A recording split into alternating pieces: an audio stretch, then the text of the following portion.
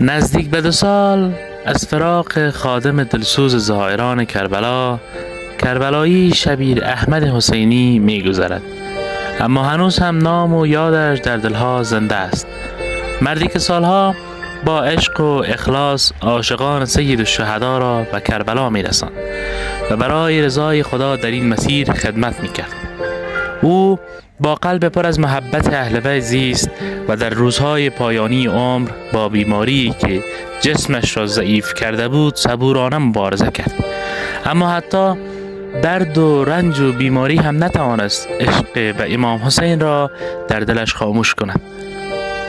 با همان صبر و ایمان که سالها در خدمت زائران بود، این امتحان الهی را پذیرفت و سرانجام دعوت حق را لبیک گفت. امروز در موسم زیارات که دلها روانه کربلا می شود، جای خالیش را بیش از همیشه احساس می کنیم. صدای گرمش، دستهای مهربانش، نگاه خالصانش در میان ما نیست، اما یقین دارم که روح بلندش در کنار اربابش در جوار سید الشهدا علیه السلام آرام گرفته است. خدایا، او که عمرش را در مسیر حسین گذراند و در روزهای سخت بیماری نیز دل به تو سپرد، اکنون مهمان توست. به کرمت او را در جوار شهیدان کربلا جای ده و از رحمت و واسعت بهره‌مند گردان.